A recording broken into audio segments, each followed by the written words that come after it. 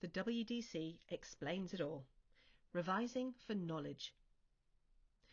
Even though university learning is higher level, focusing on in-depth understanding, critical thinking, and creative problem solving, there are still some things you just need to memorize.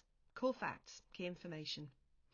A university exam is more than a memory test, but having that solid background knowledge gives you a basis to build your deeper understanding on and gives you concrete knowledge to work with. And sometimes you just need the facts at your fingertips. The kind of knowledge you might want to memorize will depend on your subject, but might include things like key terminology and their definitions, useful examples or quotations, names of important studies, theories or scholars, parts of a model or diagram, or stages in a process. While revising for an exam isn't limited to memorizing information, some subjects rely on this kind of learning more than others, and in any subject there's always a certain amount of core detail that you're just expected to know, even in a take-home exam. You can't always look things up. Let's start with looking at some common approaches to revision that you might be using and why they might not be quite up to the job. Rereading and rereading your lecture slides, notes and books. This is a very common strategy and it can feel good. As you read, you're encountering material that you've seen before, and to your brain it feels familiar, like you know it, you've learned it. There's two issues here though. Firstly, reading is quite a passive strategy for revision. Your eyes are moving over the page and hopefully you're taking information in, but if you've seen the material before, it's not really engaging your brain deeply, and without actively working with the information in some way, it's not becoming part of your mental map of the subject. And secondly, it can lead you to overestimate how well you know the subject. That feeling of familiarity as you read material you've seen before is a fallacy. You're not actively recalling the information, and without the text in front of you prompting you, you might find you don't actually know it as well as you thought. Recognizing it when it's in front of you isn't the same as really knowing it in depth.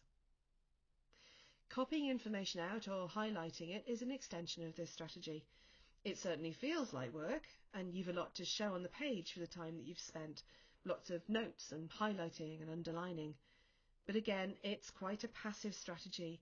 You can copy something out without engaging your brain, indeed without even understanding what you're writing. It's easy to lose focus and let your attention drift, and before you know it, you've become a human photocopier, or highlighted the whole page in fluorescent yellow.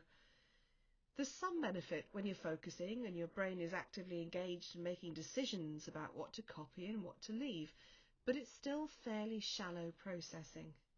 And what you're rehearsing is a fairly simple skill, but the exam doesn't test the motor skills of copying something out, or, in most cases, your ability to replicate something in front of you exactly word for word. Repeating something over and over is another common approach. It's true that the more you encounter something, the more familiar you become with it, but just repeating something out of context isn't necessarily going to wear a groove in your memory when the prompt you're using isn't there, and you have to recall it without help. Repeating something, like copying it out, is also a fairly shallow strategy, in that it doesn't demand that your brain processes it deeply. After all, an exam isn't just a test of whether you can regurgitate information, but whether you understand it and can use it.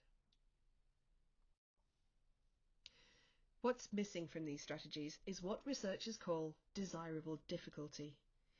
Even if you're putting the hours in, if revising is too passive and your mind isn't actively engaged and working hard, then it's probably not learning at a deeper level. You won't be really integrating this new information into your existing mental overview of the subject in a meaningful and lasting way. If you're making your brain work harder, it might seem at first that it's not paying off, that you're struggling, getting tired easily, or making mistakes. But desirable difficulty is helping you learn.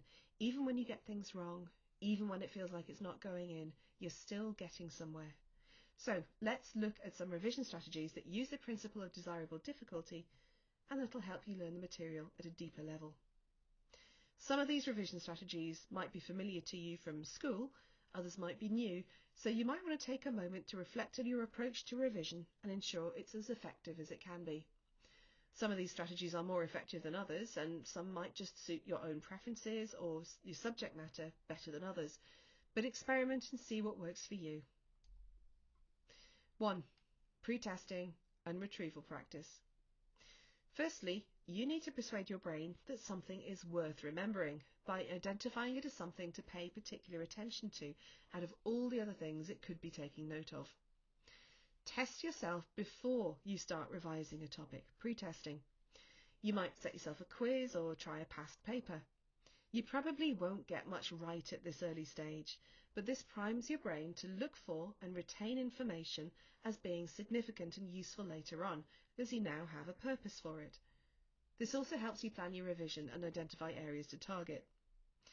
Testing will continue to play an important role in your revision. It's one of the most effective techniques you can use, so keep on quizzing yourself, not just to see if you have learned something, but as part of the process of learning it. 2. The startle effect.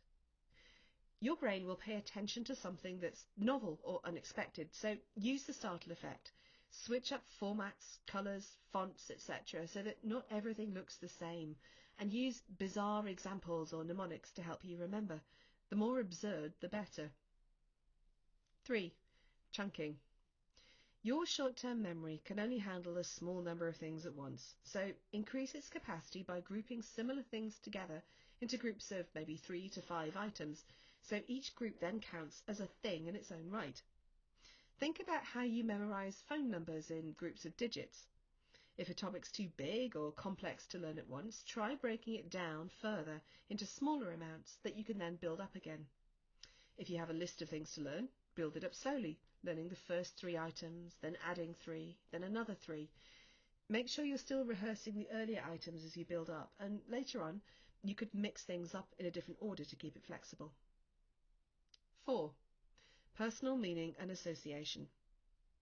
Link new knowledge to existing knowledge that has meaning for you. This might be relationships with subject knowledge you're already familiar with, or it might be comical or nonsensical word or visual associations, what it looks like or sounds like. These associations are entirely individual and personal to you. 5. Mnemonics. A basic technique that you might have used at school, but it still works. These include acronyms, such as Richard of York gave battle in vain, to remember the colours of the rainbow, and also numbered lists of things to check off, such as the 7 characteristics of living things. The mnemonic acts as a prompt and a check to ensure you've not missed anything, and it's easier to recall something with a bit of a starting point to nudge your memory. Make these as absurd or personal to you as you can. 6. The locus technique. This is an ancient method. This uses our episodic memory, remembering events or places that we know rather than facts, to locate new, abstract knowledge in space or time more concretely, and give them a structure or link them in some way to help you recall them. You might imagine items placed around a room or house and picture yourself walking through it, checking each item off. 7. Narrative, another old technique. Stories are also very memorable. Embed things you need to remember in a narrative or scenario, real or imagined. 8. Rhyme and rhythm. Many of us will have used songs as children to learn things like the alphabet or your times tables, and embedding knowledge in something musical can still help to make it memorable or enhance another technique.